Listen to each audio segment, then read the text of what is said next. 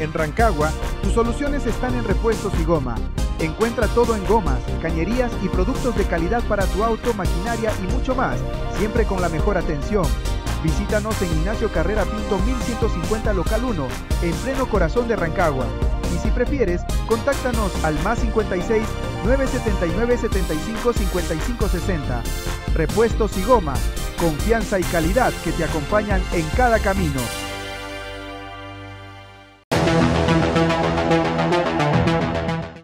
Y sobre la valoración del miedo. Hola, ¿qué tal amigos? ¿Cómo están? Bienvenidos a Misceláneo, aquí en Sexta Visión, una vez más junto a ustedes, para tratar un tema que hoy día nos tiene ocupados como programa. Y digo ocupados porque hago la diferenciación entre preocupados y ocupados. En estos tiempos hoy día de efervescencia política, todo el mundo está preocupado de nuestros problemas. Están preocupados de la delincuencia, de la inseguridad ciudadana, de un montón de cosas. Y a nosotros nos gustaría que estuviesen ocupados. Algunos llevan muchos lustros en las espaldas en el hemiciclo, otros llevan una cantidad de años en el mandato nacional, que partieron preocupados y al parecer no se ocuparon de lo que en aquel entonces les preocupaba. Bueno, dicho esto, voy a partir por saludar a un muy querido amigo mío, a quien le agradezco desde ya que esté en nuestro programa. No tan solo porque sea mi amigo, fíjese que él cuenta con el cariño, con el aprecio de una comunidad inmensa, de muchas generaciones de exalumnos, de muchos profesores que sirvieron bajo su mandato como director de colegio, de muchos ciudadanos que confiaron en él como autoridad a nivel de concejal, y a quien yo siempre he reclamado por qué no es el alcalde de la comuna. Pero creo que tenemos un tiempo prudente ahora para convencer. Es un hombre probo, leal, que tiene en su acervo como persona, como educador, como jefe de hogar, como padre, como ciudadano, la gracia de mantener incólume sus principios, sus valores, el del respeto, el de la lealtad, el del servicio público. Personas como el contertulio que les voy a presentar ahora debiese tener el hemiciclo. Con un 20% de personas con sus características, este país sería otro, independiente del color político que abrazaran. Porque encarna lo que muchos chilenos añoramos hoy día. Esos valores que vienen desde la cuna, esos valores que no se transan, con experiencias internacionales, con aprecio de personas ajenas a nuestro país. Es cuestión de revisar su Facebook. Don Arturo Orellana, ¿cómo está mi bienquisto y directo amigo? Bienvenido, gracias por aceptar la invitación, Arturo, a nuestro programa. Muchas gracias a usted, Hugo, por invitarme. Peinando algunas canas nomás. Sí, ¿Ah? Está nevando muy fuerte en Mostazal. ¿Cómo está Mostazal, querido amigo? ¿Cómo está su labor? Bueno, siempre podría estar mejor. Siempre podría estar para mejor. los que aspiramos a que la patria progrese, especialmente partiendo por la patria chica, que son nuestras comunas. Y ya decía mi abuelo, el catalán, que para hacer grande a la patria grande hay que hacer primero grande a la patria chica. Y eso es el suelo donde uno ha nacido. Esa que le llamamos patria porque es la tierra de nuestros padres.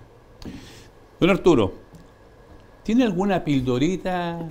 Yo con usted voy a partir con las pildoritas, porque quise dejarlo para este panel. Sí, ¿Trae algo?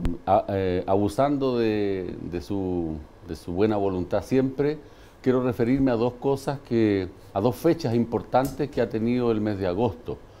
Primero, el 18 de agosto, que es la fecha del fallecimiento del padre Hurtado, hoy día el santo Alberto Hurtado, que muere el año 1951 de cáncer al páncreas. Realmente, si hay uno de los santos que ha merecido ser santo, es justamente él. Y lo digo porque es la fecha en la que se ha instituido además a nivel nacional el Día de la Solidaridad.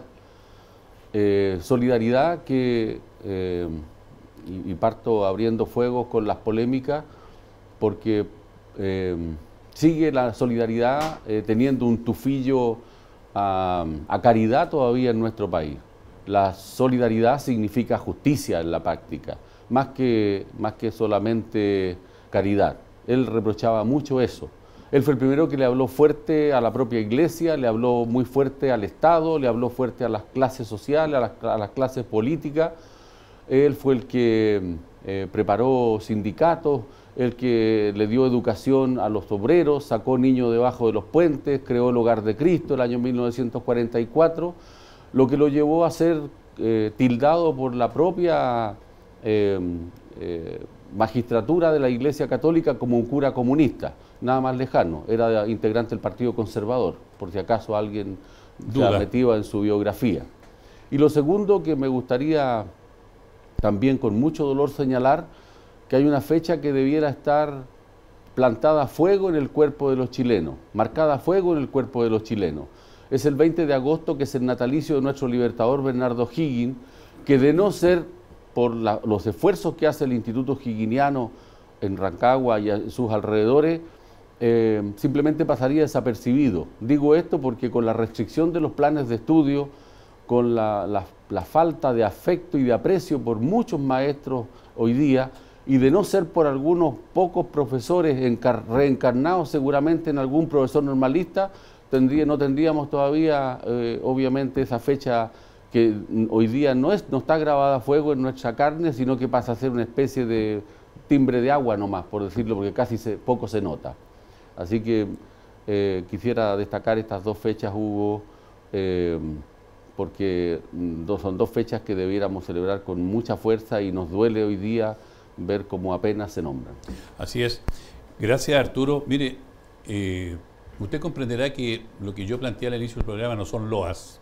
Lo que menos tengo como sureño, como guaso del campo, es aniñar caballos cojos. Y yo dije de un comienzo que este panel yo lo conformaba en mi programa con personas nobles, con personas que las conozco, que tuvimos más de alguna relación en su minuto, en distintas áreas, pero que me atrevo a mostrarles a ustedes desde esa perspectiva, desde la nobleza. Y lo que acaba de rescatar Arturo es lo que me motivó a invitarlo al programa. Y me voy a quedar con la última frase. Como católico, obviamente, me representa plenamente respecto del padre Alberto Hurtado. Vivo en la rotonda de la Alameda, por lo tanto lo tengo ahí a los pies del hogar. Pero me quedo con el espíritu patrio de esta segunda pildorita que nos entregó Arturo. Es lo que tenemos que rescatar, nuestro espíritu patrio. No podemos desconocer los orígenes de nuestra patria, nos guste o no, sean de nuestro agrado o no. Todo tiene de dulce y de agraz, todo tiene de blanco y negro. Esto es así, la historia se construye así. Tendencias carreristas, o'higginianas, etc. Pero lo que no se puede desmentir es que tenemos patria y que tuvimos independencia. Y esos valores hoy día se tienen que rescatar. Los que tenemos la escuela y peinamos algunas canas, todos los días lunes, de manera incólume, era nuestro himno nacional, sagrado. Dentro de ese acto cívico, porque era un acto cívico, ya se nos enseñaba a participar en sociedad cívicamente, había una lectura, había una preparación de un docente, de un curso a cargo de la efeméride que correspondía en tal o cual fecha. Y eso nos hacía ser solidarios, a trabajar con el otro en base a valores, en base a principios, en base a todo esto que engalana nuestra sociedad. Nuestra sociedad no es una cosa muerta, es una cosa viva. Es un cuerpo vivo, nuestra nación es un cuerpo vivo, es un cuerpo que tiene alma, que tiene espíritu. Y eso lo encarna en primera base nuestros padres en nuestros hogares, y nuestro segundo hogar desde niño es la escuela, el colegio, a través de los profesores. Y cuando hoy día vemos cercenada nuestra historia y exacerbada una conducta inductiva por parte de algunos profesores, por los propios planes y programas, en donde van cambiando la mentalidad del joven, donde se va perdiendo estas raíces, es preocupante. Por eso en el programa anterior decíamos, vamos a tener que elegir quienes nos guíen. Hoy día nos convoca esta polarización que está viviendo el país electoral. Y vamos a tener que darle como bombo en fiesta, porque el primer principio que hemos planteado en el programa es informar. Y hoy día vamos a hablar de una polarización. Algo se esbozó en el programa anterior, la semana pasada, de que se están yendo ciertos extremos.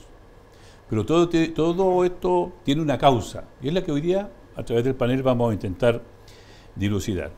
Saludo con mucho agrado, Renato. Bienvenido al programa. ¿Cómo ha estado su semana? Bien, excelente. Ajetreada como Ajetreada siempre, como parte siempre. de todos los Parte del empresariado. exactamente, y del comercio. ¿Qué le pareció el...? Bueno, fue una semana tranquila, así con hartas cosas.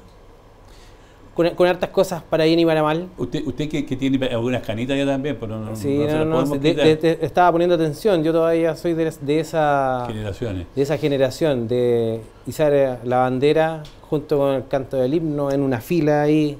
El himno del colegio, el himno de la comuna. Donde se hacía la efeméride o se mostraba, no sé, un baile típico chileno, pero siempre enfocado a nuestras raíces. Cosa que hoy en día en los colegios se perdió. No es mucho lo que se está haciendo. Estamos al debe. Estimado Álvaro, usted se cortó el pelo para verse más joven, pero no, igual, algo tiene que haber gozado de esa forma de educar que teníamos, ¿no es cierto? Sí. Hasta no hace mucho. Alcancé a vivir los últimos resabios de ese Chile histórico, orgullosamente lo puedo decir, donde se entonaba el himno nacional y además compartíamos la lectura bíblica todos los días. Yo tengo la suerte de haber pasado por una institución católica, que es la institución marista, la Congregación de Hermanos Maristas, la institución que yo amo de corazón porque ha forjado y generado generaciones y generaciones de estudiantes jóvenes y grandes hombres para nuestra nación. Creo que nuestro país, y agradeciendo esta mención al Padre Alberto Hurtado, es un país católico, un país cristiano. Nuestra fundación es cristiana y nosotros tenemos una protectora que es la Virgen del Carmen. Entonces, bajo ese precepto, nosotros no podemos olvidar nuestra naturaleza trascendente, espiritual, y justamente esta crisis de polarización es lo que nos ha envilecido sistemáticamente porque hemos perdido esa naturaleza trascendente, nos hemos vuelto materialistas, hedonistas con el tiempo y totalmente individualizados. Y eso obviamente nos tiene trincherados porque perdimos el norte y lo más importante, el bien común. Ese bien común es nuestra patria. Mire, fíjese que cuando uno escucha el panel, uno le agradece a Dios, primero que nada. Siempre me he declarado creyente en Dios y siempre he respetado a quien pueda tener una opinión distinta. Pero uno debe agradecer siempre a ese Ser Supremo la posibilidad de poder comunicar, de entregar un mensaje a la juventud, particularmente a la juventud. Juventud que hoy día está en crisis. En los años 80 el delito de un joven, de un niño que caía en la drogadicción incipientemente, el delito no era ese, el delito era vagancia. Vagancia. Hoy día son actos criminales. Estimado Arturo, ¿de qué forma esta fragmentación del Congreso hoy día que se ve tan diseminado en muchas partes? ¿Esto tiene un síntoma de mayor representación o de una polarización? ¿Cómo ve usted esta suerte de debilitamiento en la credibilidad del Congreso? ¿Es estructural? ¿Obedece, y esto es una cuestión muy personal, obedece a algo que se ha ido planificando para que estas instituciones vayan decayendo y emerjan estas minorías que hoy día de la noche a la mañana empiezan a marcar ciertas rutas en el país? ¿Pudiese ser estructural? Bueno, yo creo, esto es obviamente una opinión muy personal. Nosotros tenemos 3 áreas en las cuales este fenómeno que usted manifiesta tiene una intensidad diferente, ¿ya? Y es de acuerdo a esta estratificación que lamentablemente tiene nuestra sociedad hoy día. La forma como siente este fenómeno de fragmentación política que usted señala, la clase más debilitada, la clase más carente, esa que fue muy bien ejemplarizada por allá por los tiempos en que nació la Concertación y apareció la señora Juanita con la bolsita de té, qué sé yo, esa promoción de la sociedad, esa parte de la sociedad que está desde los 700.000 pesos hacia abajo, ¿verdad? Tiene una sensación muy dura, ¿verdad?, de esta fragmentación, pero también de mucha distancia, ¿ya? ¿Por qué? Porque no tiene relación con la clase política para este efecto. ¿Esto de alguna forma debilita la gobernabilidad? Absolutamente. Después viene el segmento soldadura, que yo le llamo, que es el estrato intermedio que va entre los 700.000 pesos y los 2 millones de pesos, que es la sufrida clase media, el estado eslabón entre los que tienen y los que no tienen, pero que es una clase media artificiosa. A esa clase media, a ese profesor, a este trabajador de la salud, a ese trabajador de la seguridad pública, a ese pequeño emprendedor, qué sé yo, que está en esos rangos de ganancia, le aparece una licencia médica y al otro día es indigente porque se la rechazan la licencia y no tiene pago, y ya prácticamente de clase media pasa a ser indigente. Esa sufrida clase que hace permanentemente ejercicio, es campeón mundial de gimnasia olímpica con tarjeta de crédito, porque tiene que vivir permanentemente haciendo ejercicios para poder subsistir él y obviamente su familia. Y luego están los que ganan más de 3 millones de pesos, que obviamente sostienen alguna forma de sujetarse mejor, pero que es obviamente un núcleo muy pequeño de la sociedad. Ese fenómeno de fragmentación política que usted señala, de desafectación de la clase política, que es cada día más. Hace ya alrededor de 10 años atrás el Parlamento marcaba 20 puntos de adhesión de la ciudadanía. Yo ni siquiera quiero mirar una estadística hoy día en qué nivel están, ya, porque la curva ha sido descendente ya desde esos 10 años que yo dejé de preocuparme por la salud mental de la clase política. Así que creo que habría que, para darle una respuesta correcta, señalarle que los indicadores, ¿verdad?, de fragmentación se deben justamente de acuerdo a cómo está sintiendo cada una de estas clases hoy día esta polarización, ¿verdad?, a veces hasta artificiosa, porque muchas veces estas polémicas son armadas y desarmadas según la conveniencia del minuto. Usted sabe que, usted que es hombre de las comunicaciones, sabe que de repente cuando no hay muchas cosas relevantes que hacer hay que inventarlas. Y doy un solo ejemplo que me parte el alma.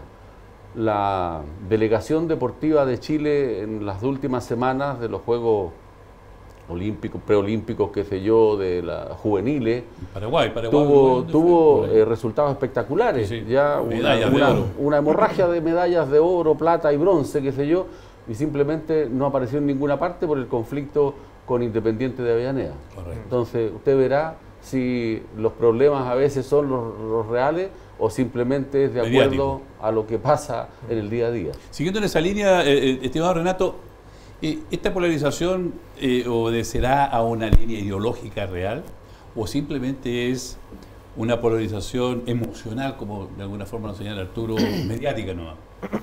Bueno, yo pienso que ambos factores están influyendo.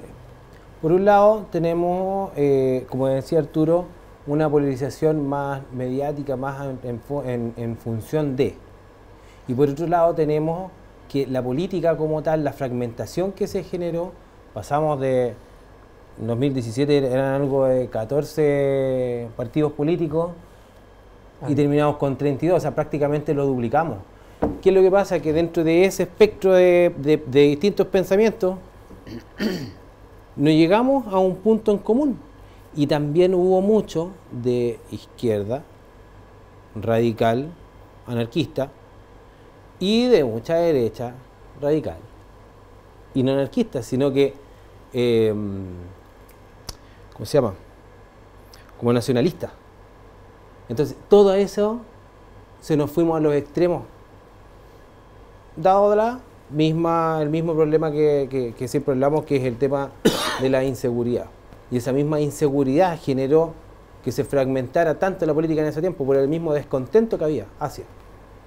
Fíjese, Álvaro, que esta sensación de miedo que existe en el país, que ya se encarnó en la ciudadanía, en nuestra comunidad, en nuestra sociedad, yo no sé si la usan, como decía Arturo, de alguna forma lo señalaba Renato, como herramienta de campaña y sobrepasa propuestas concretas. Porque hoy día es como un romanticismo de hacer política y de decir estamos preocupados por la inseguridad. Entonces se toman de la emocionalidad del miedo para generar un motivo, un leitmotiv de campaña política. Pero usted ve los planes y programas, alguien presentó 7 hojas. Es decir, una falta de respeto al mens colectivo de este país, de que no sabemos pensar. Usted comprenderá que una propuesta de gobierno con 7 hojas, en el más malo de los trabajos de investigación presentaba un poquito más, pero en el primero básico. Ahí tenemos, por ejemplo, un claro ejemplo, Hugo. Un programa con 7 hojas, ¿cierto? Donde tenemos esas dos alternativas polarizadas que de una u otra forma demuestran el sentir o lo poco responsable que estamos nosotros con nuestro deber cívico. Álvaro, ¿qué piensa usted? Yo pienso que estamos entre dos anarquías. Estamos entre dos grupos anárquicos. Una anarquía de salón, como se definió hace un autor llamado Alberto Edwards respecto a la clase política de la época, que para definir el parlamentarismo de facto que hubo en las primeras décadas del siglo XX, donde hubo un problema similar, que hubo una dejación de hacerse cargo de los problemas posterior al periodo de la Guerra Civil del 91. Chile estuvo paralizado, en donde había una traba desde el poder legislativo hacia el poder ejecutivo, y había un multipartidismo porque la clase política empezó a dejar los problemas de fondo, ¿ya? Básicamente eso. Nosotros estamos ahora en una anarquía de salón, que es la anarquía de los partidos políticos, porque cada vez que emerge un nuevo caudillo o que una facción política se ve descontenta del partido al cual estaba, y dicho sea de paso también porque los partidos dejaron y perdieron y se extraviaron de sus principios, surge una nueva facción política que promete acrecentar o rescatar los principios en los cuales pertenecía. Entonces se va profundizando no la polarización, sino que en la anarquía o en la atomización incluso, en donde ya no hay fuerzas convergentes, sino que hay fuerzas disgregantes. Entonces tenemos este problema anárquico que vemos en el Congreso, que nadie se pone de acuerdo, porque ni siquiera existen ya lo que denominábamos las antiguas derechas o la izquierda, porque hoy en día, ¿qué es ser de derecha o qué es ser de izquierda? ¿Qué principios, qué criterios doctrinarios son los que aunan a esas colectividades? Entonces hoy en día, ¿qué tenemos? Tenemos causas que no responden a los problemas ciudadanos porque son causas de salón, son problemas ideológicos, son problemas que vienen o de laboratorios de universidades o de facciones familiares incluso, ni siquiera ideológicos, facciones de peleas entre familias pomposas de Santiago que están disputando un cuoteo político. Y esa desconexión que mencionaba muy bien don Arturo en su última locución, es cierto, o sea, una desconexión entre una clase política que tiene su propio juego de fin de semana, que es la política, que son los partidos, versus el resto de la gente, que tiene que hacer malabarismo, ya tiene que hacer esta especie de gimnasia rítmica, bicicleta con las tarjetas de crédito, ¿cierto? Eso. Arturo, ¿usted quería aportar algo? No, yo quisiera simplemente decir lo siguiente. Para ir avanzando en el tema de ser práctico, yo, aprovechándome de las pantallas de Sexta Visión, quisiera decirle a la gente que hoy vive prácticamente en el siglo XXI con tanta inteligencia artificial, con tanto fake news, con tanta cosa, qué sé yo, que se preocupe de una sola cosa cuando veamos aparecer a los honorables o candidatos honorables, que ya suman casi 3.000, los que van me estuve tocando aquí en el 15 nomás son como 30 y algo, ¿no? La cantidad de personas que quieren sacrificarse por el país, vi que habían más casi 3.000, qué sé yo. Yo quiero decirles que tal vez la gente con una cosa muy simple los desnude, que aparte de aceptarles la pelota de fútbol, las camisetas y todo lo que le van a venir a ofrecer y a regalar, qué sé yo, por simpatía. Claro, por ayudar a sacrificarse a cambio del voto, le pidiera su currículum. Y los políticos que sean, que tengan real interés por servir al país, lo pongan en su panfleto, en su volante, qué sé yo, pongan qué han sido, qué son, ¿ya? Para que sepamos cuántos pares son tres moscas. Quiero decir esto porque no puedo sustraerme a mi condición de investigador histórico, especialmente de los temas de mi comuna. Por allá por el año 1940, en una brutal campaña municipal que hubo un personaje característico de nuestra comunidad que no voy a relevar porque no viene al caso el nombre ni el partido político que representaba, y como nuestra comuna es tan extensa, son 542 kilómetros, qué sé yo, y había que ir a varias localidades rurales a ofrecer su pomada, la mercadería. Claro, frente a un piñado de, qué sé yo, un grupo de vecinos de una localidad que está en el sector cordillera de mi comuna, les dijo: usted, cuando yo sea regidor, ustedes van a tener el mejor puente de la comuna.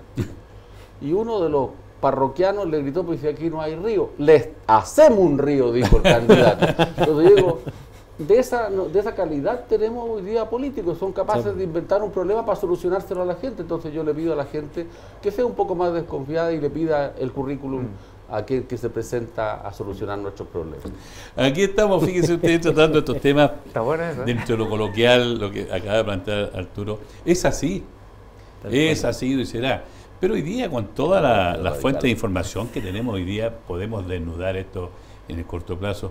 De lo que se ha dicho, estimado Renato, usted se ríe, yo también nos reímos, porque es irónico, el chileno de la desgracia se ríe, ¿no? Es bueno y es malo a la vez. Pero a uno le ocupa, y quiero hacer este paréntesis, muy buen amigo me hizo una crítica positiva, que por qué el panel no discutía.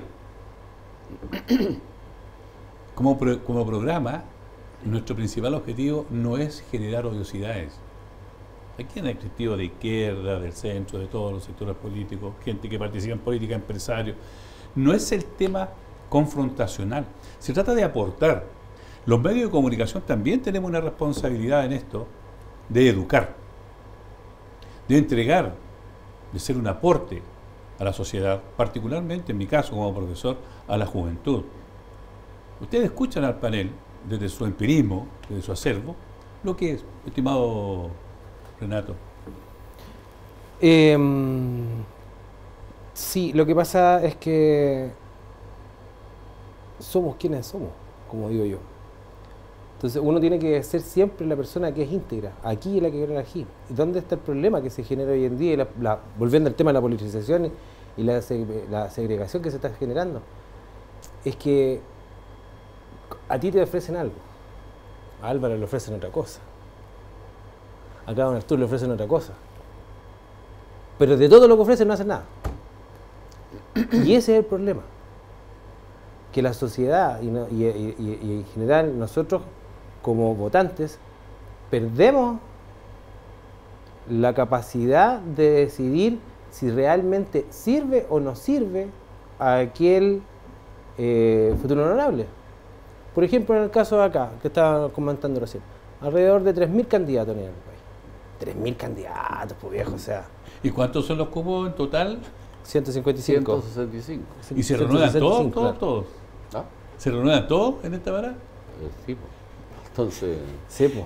En esta, de veras, Son todos se acaban hartos servidores públicos. Bueno, vamos a dejarle la ironía para el otro bloque. Vamos a ir a un corte comercial contra ustedes y nuestro panel para seguir en esta tertulia de aporte. No se olvide, como programa queremos ser un aporte, nada más, para que usted saque su lápiz, sume, reste. Si le dan azul, bien. Si le hacemos pensar, maravilloso. Y si le ayudamos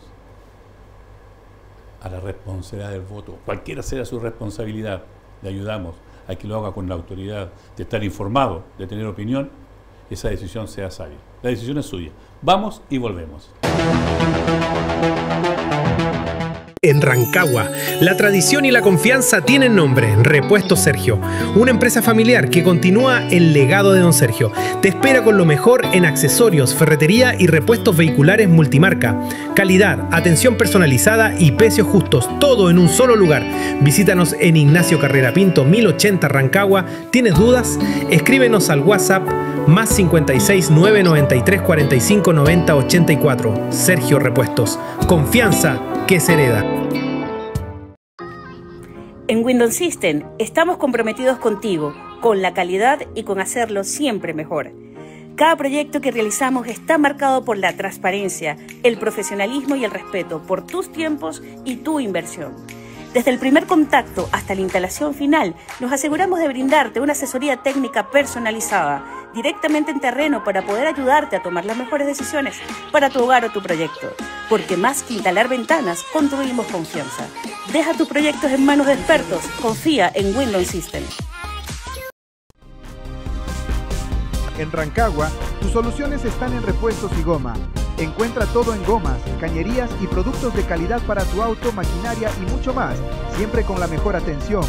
Visítanos en Ignacio Carrera Pinto 1150 Local 1, en pleno corazón de Rancagua. Y si prefieres, contáctanos al más 56 979 75 55 60. Repuestos y goma, confianza y calidad que te acompañan en cada camino.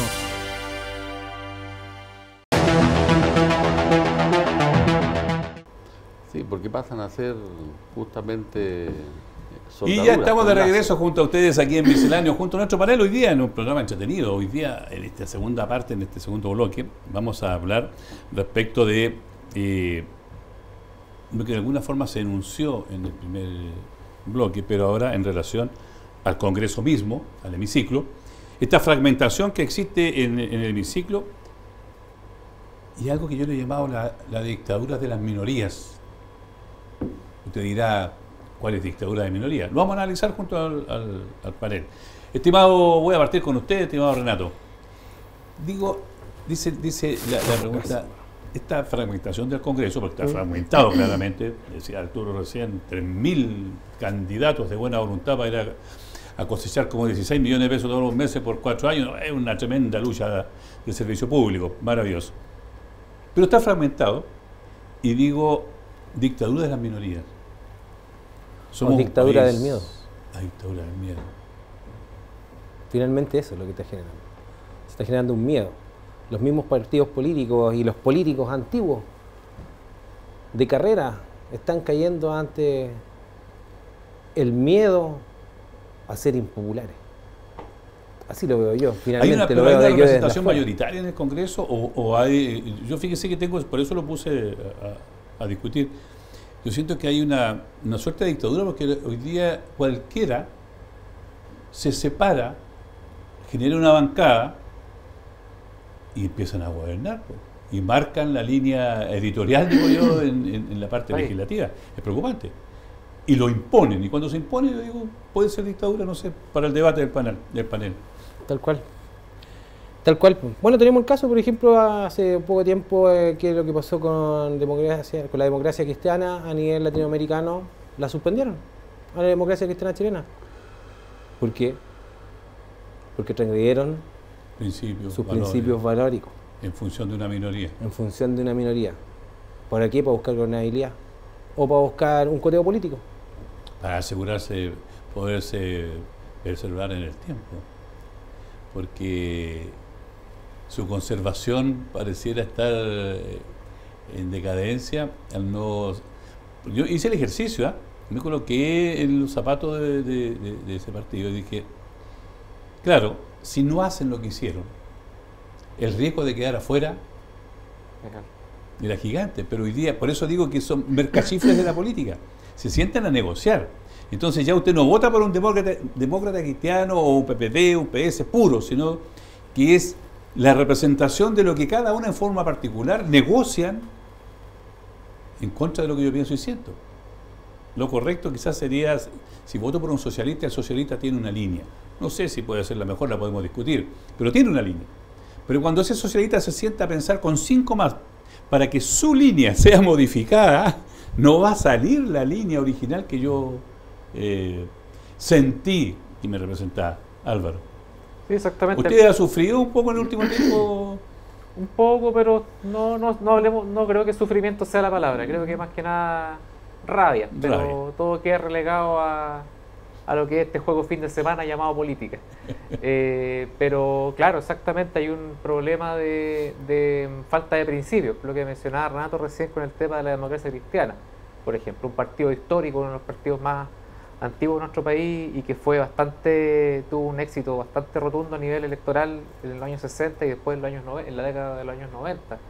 Sin embargo, claro, ellos tienen ese problema de ser un partido social cristiano desde el punto de vista doctrinario, ha tenido una evolución y un progreso doctrinario bastante grande, pero siempre tiene este tenor que es desviarse por una vía que parece ser para ellos la adecuada desde el punto de vista electoral, desde el punto de vista del cuoteo, pero al final terminan siendo perjudicados.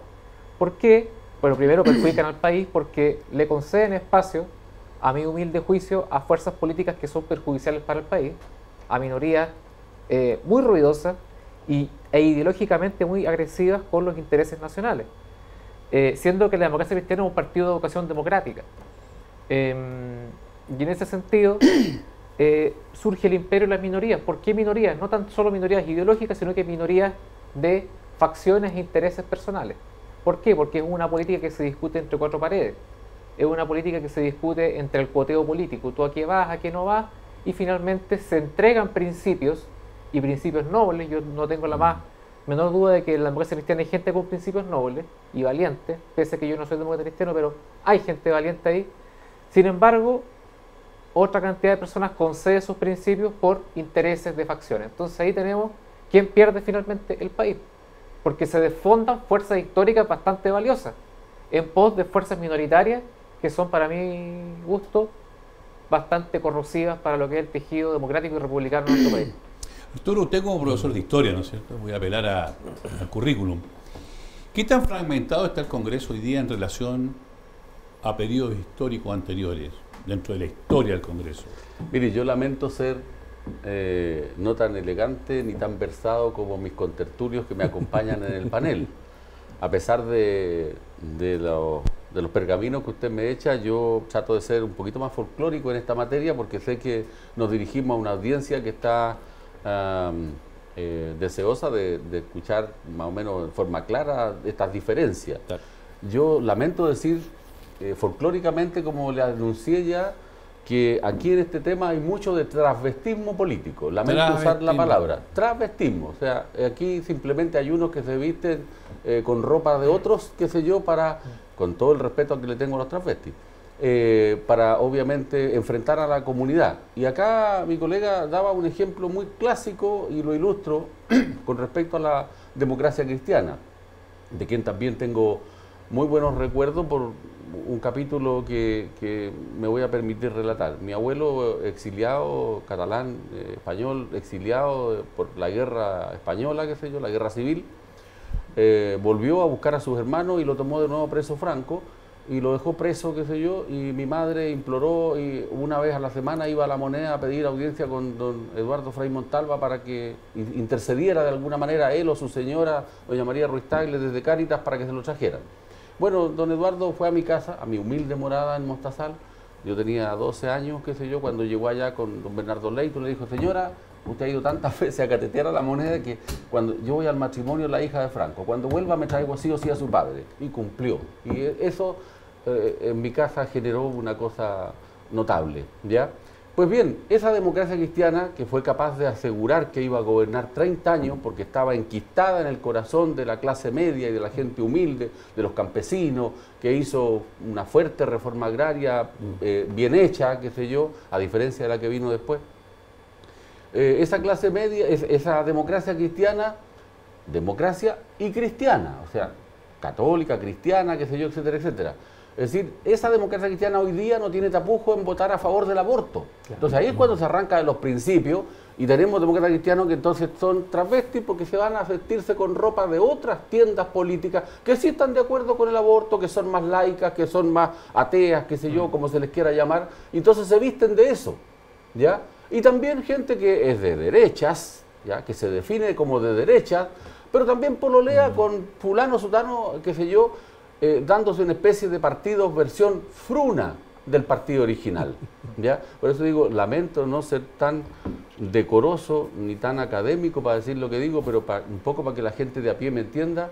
Es decir, hoy día ese multipartidismo es un conflicto artificioso, es un conflicto de alguna manera, son los mismos negros, para decirlo en buen romance, pero que se visten con una u otra camiseta o un poco más allá o un poco más acá, y quedan al medio. Y esas minorías, que aquí se ha dicho, esas minorías son los que ponen en riesgo hoy día nuestra democracia, ¿ya? Porque ese multipartidismo, en la práctica, conglomerados grandes, como por ejemplo, uno si tiene que discutir y parlamentar con un comunista, a mí me encantaría saber que estoy conversando con un comunista, que es ateo, que es partidario que el Estado lo decida todo, hasta el color de los zapatos que me quiero comprar, no importa, pero yo respeto más a ese personaje comunista al que un día me dice que sí, está de acuerdo con la economía del libre mercado o la libertad de emprendimiento, la libertad religiosa, y que al otro me diga, no estoy de acuerdo que usted piense lo que está pensando. Bueno, pongámonos de acuerdo. Por eso hoy día es un conflicto artificioso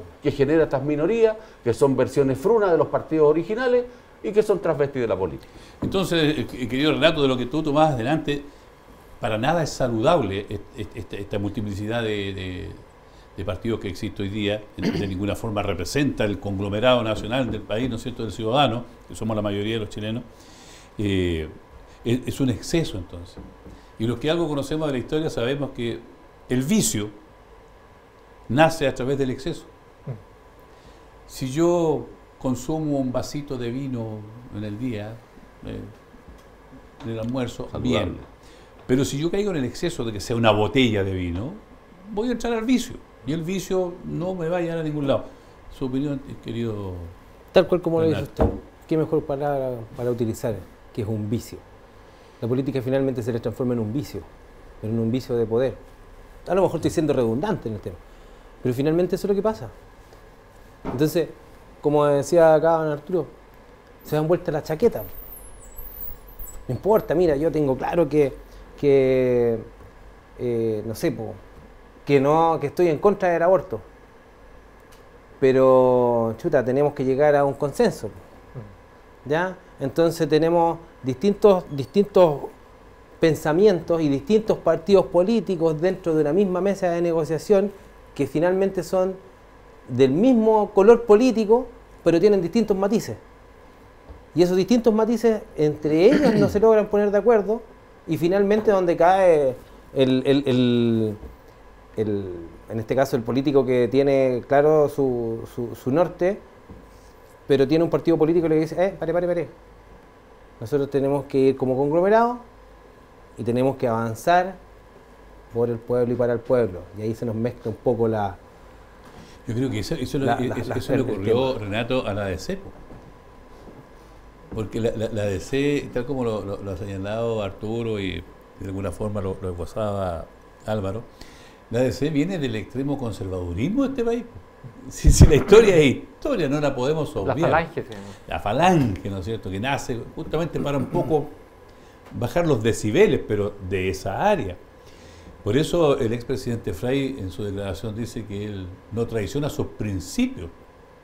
Son principios, o sea, imagina usted ¿qué se puede esperar de quienes lideran hoy día, con todo el respeto que me merece, porque cada uno tiene el gobierno que se merece, esa falange que transgrede sus principios fundacionales, que tienen un espíritu, que tienen en su minuto se llegó a un consenso, se llegó a una aprobación nacional, fueron una potencia gigante en este país, y que hoy día se transgrede. Entonces, de alguna forma, siguiendo la línea del panel, eso desestabiliza un país. Porque alguien lo dijo hace muchos años, y yo la tengo acuñada en el programa, muchos años atrás, 20 años atrás, dijo, el problema es quién nos defiende de quienes tienen que defendernos. Edison Ortiz.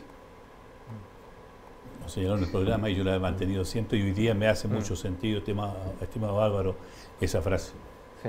¿Quién nos defiende de quienes tienen que defendernos?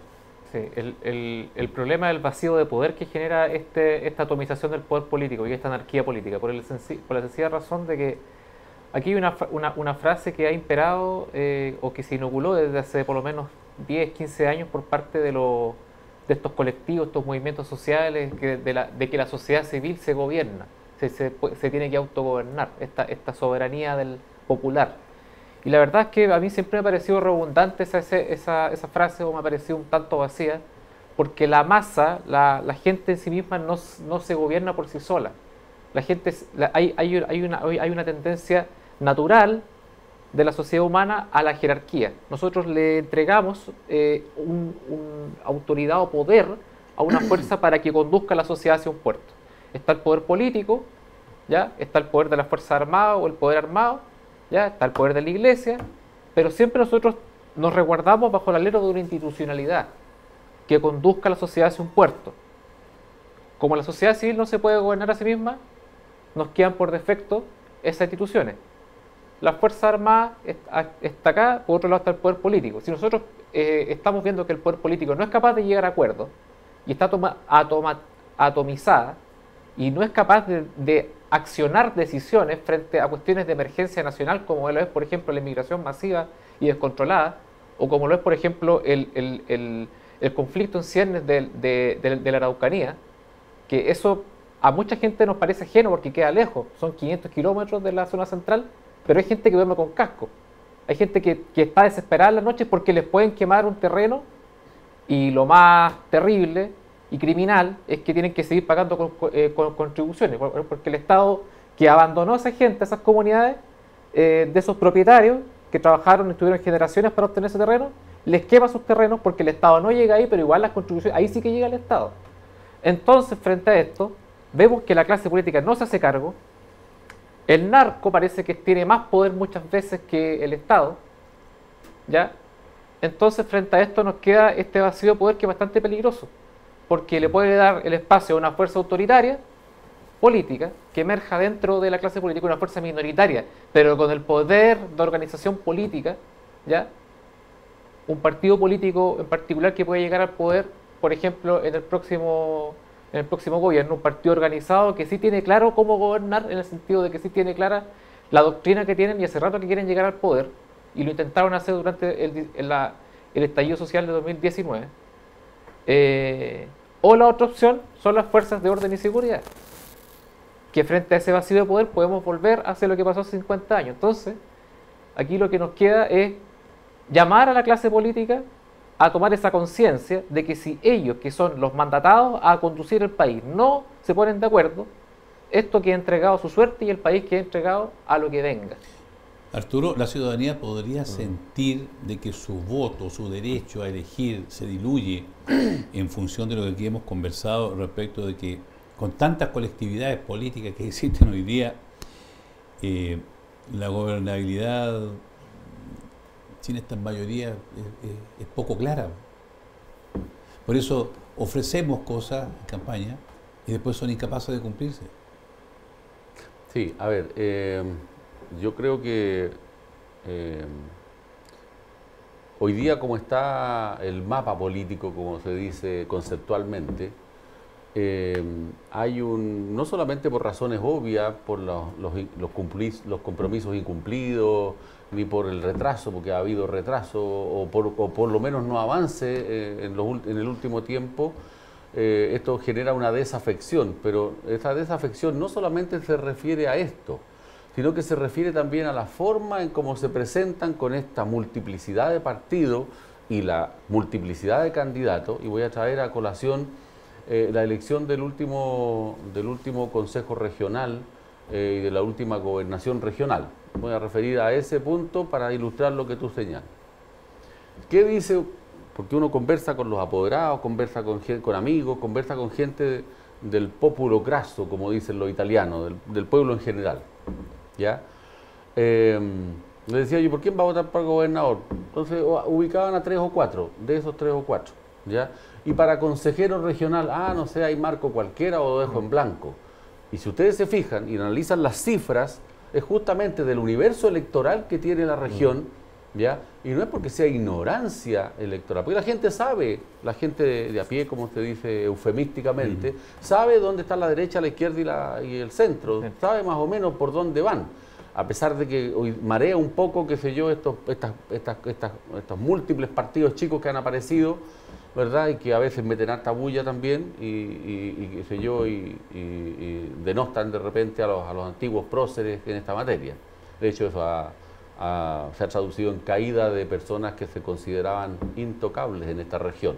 No me voy a referir por razones obvias a este tema, ¿ya? Pero esto que tú planteas tiene que ver justamente con esta dispersión, ¿ya? Así que yo creo que me preocupa porque esto genera esta desafección y aparte de esa desafección la falta de representatividad. Es decir, un candidato a mí que me dice, porque a mí me pasaba, ¿ya? Me mataba de la risa yo cuando me tocaba participar en esto de los consejos municipales y me tocó, porque siempre tuve, gracias a los habitantes de Mostazal, que aprovecho de enviarles un saludo, siempre tuve las primeras mayorías, las veces que fui candidato, me mataba de la risa cuando algunos honorables me decían, perdóneme, me decía, yo soy aquí representante del pueblo, ¿ya? Y yo los quedaba mirando, me tocó en alguna oportunidad de tener varios debates, qué sé yo, con algunos colegas concejales de otras tiendas, y le decía, sí, concejal, representa 182 personas en este consejo, y hasta ahí llegaba la discusión nomás. Entonces, hoy día nos está pasando un poco eso. Es decir, ¿cuántos votantes tiene la región? ¿Cuántos votantes tiene el país habilitados para votar? Entonces, que alguien se asuma primera mayoría, segunda mayoría y sacan un 1%, un 2% de los votos, es decir, me causa hilaridad, por decirlo delicadamente. Elegantemente. Querido Renato, ¿cómo afecta esto? ¿Cuáles son los riesgos concretos que trae esta fragmentación política respecto de la economía del país? Usted está en el mundo empresarial, usted está viendo todos los días los efectos que causan estas distorsiones, estas dispersiones, porque usted está detrás de ahí del mostrador, pues. Esto es una cuestión que la sensación térmica y el termómetro lo tienen ustedes mejores que nadie, las pymes, respecto de cómo se mueve la aguja en estas cosas. Claro, el problema que genera todo esto, como decían acá, viene el panel, ingobernabilidad. Y esa ingobernabilidad genera desestabilización económica. Porque no es oculto para nadie que se sabe que va a depender mucho del color político cómo funciona la economía, nos guste o no nos guste. Por tanto, planteamientos políticos y económicos que van de la mano uno con otro. Por ejemplo, tenemos la izquierda, más Estado, más gasto y necesitamos mayores impuestos. Y se demoniza al capitalismo, que finalmente es quien viene y le mete las lucas a los gobiernos de una u otra forma a través de los impuestos. Y por otro lado tenemos la derecha, ¿cierto?, que va en función de un proceso dinámico, neoliberal o capitalista, digámoslo, que va generando empleos, va trayendo inversiones, ¿cierto? Pero ¿en base a qué? Ok, mira, yo voy a invertir aquí y voy a poner X cantidad de lucas en ese proyecto. Y eso me tiene que traer un rédito, ¿cierto? Y yo tener la seguridad de que con esa inversión voy a generar más y no lo voy a perder. Yo creo que esa es una lógica que a mí me llama la atención cuando de repente un sector o gente de algún sector político reclama. Yo digo, pero a ver, si no tuviésemos capitalistas, y aquí no quiero decir que la derecha lo ha hecho espectacular, no, yo creo que lo ha hecho muy mal. Y siempre traigo a colación yo a don José Mujica, que él no renegaba del empresario. Él decía, yo a ese empresario lo cuido. Estamos hablando de un señor de la política de izquierda, pero él señalaba algo en su discurso. Decía, yo al empresario lo cuido, lo protejo, pero lo que no puedo dejar de hacer es regularlo. Mi función es regularlo para que no ocurran los vicios en donde el confort pasó a ser un insumo de colusión, ¿no es cierto?, a ese nivel. O sea, hasta rasca lo encuentro, disculpen la expresión tan coloquial, hasta rasca coludirse para los pollos, no sé, me perdí ahí en ese tiempo en la historia. Entonces, lo correcto siempre va a ser regular. Y esa en materia legislativa, y por eso la preocupación de hoy día de nuestro programa, de entregar la información para que usted sepa por quién va a votar. Que no sea en función de estas acciones reactivas, solamente viscerales, de que porque me dijeron, no, si usted necesita proyectarse en el futuro. Y digo que me llama la atención esta reacción visceral, cuando dicen, no, es que el empresario, no, es que la empresa...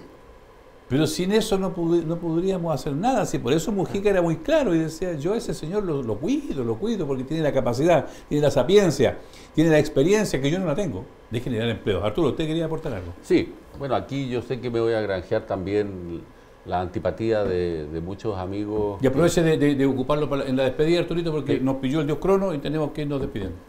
La antipatía de algunos amigos, qué sé yo, que con los que he compartido largas batallas y algunas botellas. Esas son las más importantes. En la más radical, sí. Dice usted. Mire, a menudo a los gobiernos de derecha les ha ido bien, los países han crecido, estoy hablando a nivel general, y de ahí me voy a bajar al nivel nacional.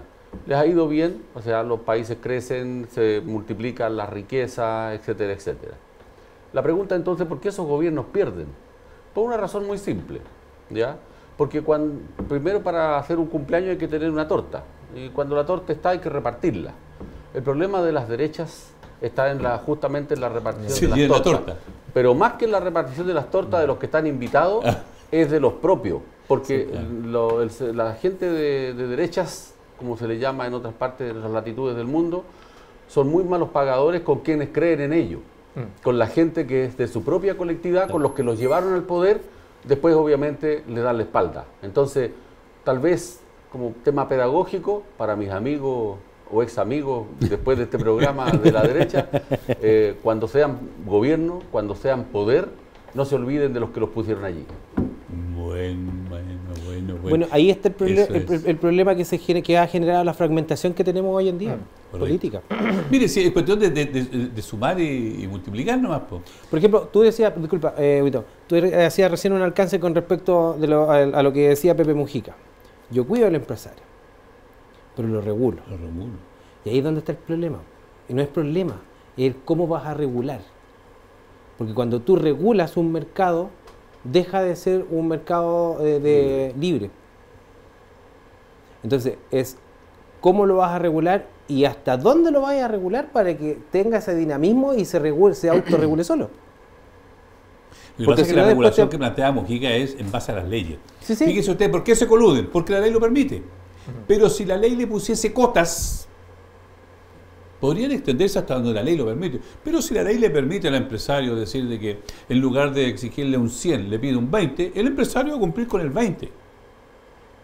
Si el problema lo tenemos hoy día, más allá de los presidentes que hemos tenido, o de los gobiernos que hemos tenido, está justamente en el Parlamento, en donde, insisto, el principio de ello es negociar. O sea, un demócrata cristiano negocia con el comunista, negocia con el PS, negocia con el PD, somos centro-izquierda. No hay identidad propia. Y cuando se pierde la identidad, es re poco lo que tenemos que hacer, porque ¿con qué vamos a vibrar? Para tu cierre, estimado Renato. Para mi cierre, pues tener el tema de, como siempre digo, debemos regular, pero tenemos que saber cómo regular.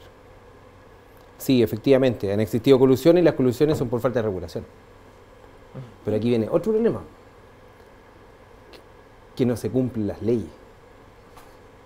Y mientras no se cumplan las leyes, podemos inventar leyes, hacer miles de leyes, pero si no somos capaces de cumplirlas y hacerlas cumplir, no se acabó nada. O sea, usted me dice que la señora Dorothy lo único que ha hecho ha sido hacer cumplir la ley. Nada más. No inventó la rueda ni la pólvora. Nada más es lo que ha hecho ella. Don Álvaro, sus palabras de despedida. Bueno, hablando de lo que hemos hablado últimamente, el tema de la regulación o la no regulación, evitar los conflictos de frases hechas, ¿ya?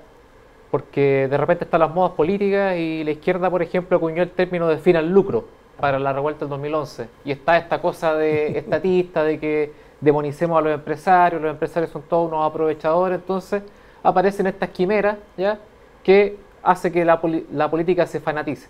Pero también hay modas como el señor en Argentina, presidente Javier Milei, por ejemplo, que habla de el Estado es lo peor, no al Estado, fin al Estado.